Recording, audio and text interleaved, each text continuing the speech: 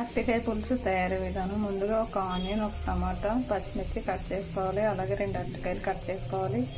Stove వెలిగించి pan పెట్టి ఇందులో ఆయిల్ వేయాలి. ఇప్పుడు ఇందులో ఉల్లిపాయలు, పచ్చిమిర్చి వేసుకున్నాం. ఇప్పుడు ఉల్లిపాయలు పచ్చివాసన పోయేంత వరకు బాగా వేయాలి. ఇప్పుడు ఇందులో కరివేపాకు వేసుకున్నాం. ఇప్పుడు ఇందులో టమాటా వేసుకున్నాం. ఇప్పుడు ఇందులో కొద్దిగా అల్లం వెల్లుల్లి పేస్ట్ అండి. కొంతమంది వేసుకుంటారు పులుసులో, కొంతమంది వేసుకోరు, మీ ఇష్టం.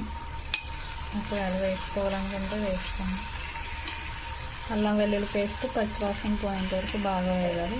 ఇప్పుడు ఇందులో సాల్ట్, పసుపు వేసుకోవాలి. ఇప్పుడు ఇందులో అరటికాయ ముక్కలు వేసుకోవాలండి.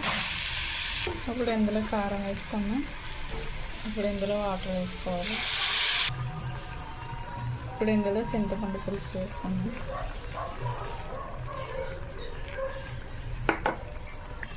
అంతే అండి, అరటికాయ పులుసు రెడీ.